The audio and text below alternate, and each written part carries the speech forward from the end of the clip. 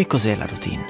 È svegliarsi alla stessa ora 5 giorni su 7, prepararsi per un altro giorno di lavoro, rigorosamente in smart working, fare le solite videochiamate o scrivere documenti che nessuno leggerà e pensare al sabato, quando sposterai la sveglia un'ora più avanti o a quando preparerai l'impasto per la pizza che mangerai la domenica. Margherita, qualche volta con mozzarella di bufala, perché di tanto in tanto una piccola variazione ci sta sempre bene. Gennaio, febbraio, marzo e così via fino a dicembre, per poi ricominciare da capo. A un certo punto capita un evento inaspettato, un incontro casuale o una semplice scoperta che faranno crollare tutte le certezze sulle quali hai basato il tuo piccolo mondo fatto di routine. E questa che sto per raccontarvi oggi è proprio la storia di quando tutte le mie certezze sono crollate al cospetto dell'impasto musicale. Vedete che bella, va? La classica pizza napoletana. E che struttura, eh? Impasto diretto, 24 ore di lievitazione e maturazione, 70% di idratazione. Certo, non ci sono tutte quelle bolle, il cornicione non è enorme, però alla fine secondo me è un bel impasto. Ma poi, chi vuoi che noti sta cosa? Ti piace? Sì, mi piace, ma perché non è il cornicione grande e tutti quei buchini dentro? Questo è il nostro impasto fatto a mano, senza impastatrice. Direttamente napoletana, della biga, del pulice. Allora ragazzi, struttura perfetta, vedete? La struttura perfetta, ragazzi, è perché vedi che anche sotto gli ultimi millimetri. Cioè, ma è mai possibile che senza pulish o biga o altre tecniche complicate non sia possibile riuscire a fare una pizza così? Fammi vedere se esiste una soluzione più semplice.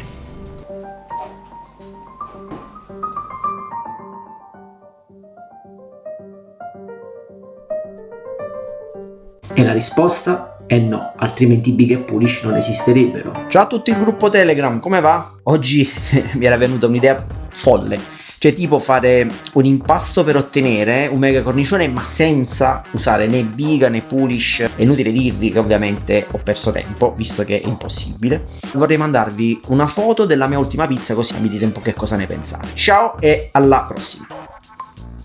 Perché non provi con biga o pulish? Sembra bella, ma ho visto cornicioni migliori. Carina, ma non ha tante bolle. Perché non è il cornicione grande e tutti quei buchini dentro? Sono nel tuo gruppo Telegram e ho ascoltato il tuo messaggio e invece dico che si può fare. Ho preparato un video in cui ti spiego tutto. L'idea nasce da un vero e proprio progetto, dalla matematica come studio dei numeri alla musica come interfaccia di connessione tra uomo e natura. In questo progetto la parte più rivoluzionaria e forse innovativa è la musica utilizzata come doping per i lieviti. Una sorta di miglioratore naturale del processo di lievitazione e maturazione dell'impasto. Il lievito non è altro che un microrganismo di tipo unicellulare, quindi un vero e proprio essere vivente. Allora, se il suono è capace di stimolare una macchina così complessa come il corpo umano, possiamo dedurre che è possibile, attraverso le frequenze e quindi le vibrazioni di un suono, influenzare positivamente l'intero processo di lievitazione e maturazione, donando al prodotto finale un aroma, una leggerezza e una digeribilità fuori dal comune. Ok, mi hai convinto. Di che cosa ho bisogno? Andate avanti solo se siete curiosi, avete voglia di sognare e amate farlo.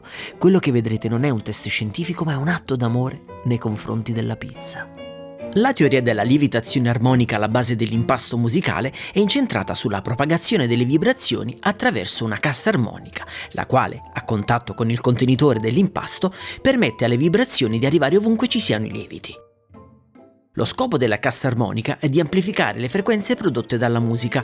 Per effettuare questo esperimento utilizzerò una radio Bluetooth che collegherò ad un cellulare sul quale ho preparato una playlist di Mozart.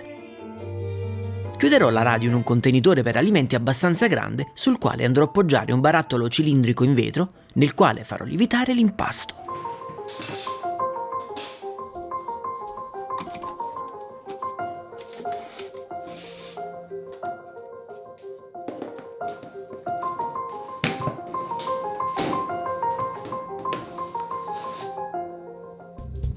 Ci sono vie di mezzo, o questo metodo sarà un fallimento totale, oppure qualcosa che cambierà i miei impasti per sempre.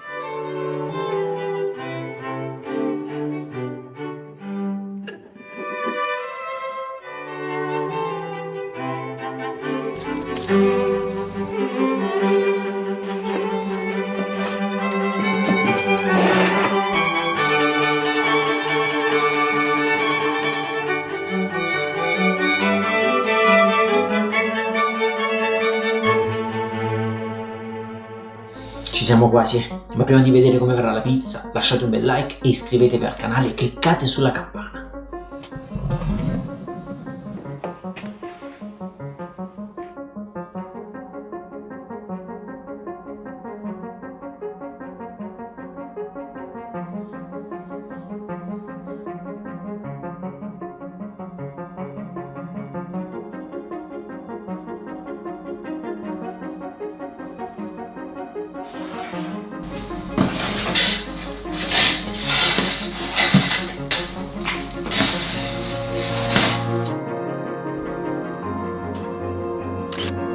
Ciao Noel, cosa ne pensi? Cosa posso dire? Le immagini parlano chiaro. Il risultato è fantastico. Gigio, però adesso abbiamo un problema. Chi glielo dice al maestro Giorilli? Questa è la struttura che stavo cercando. Sono senza parole. Sinceramente, non credevo che la musica potesse avere un'influenza sulla lievitazione.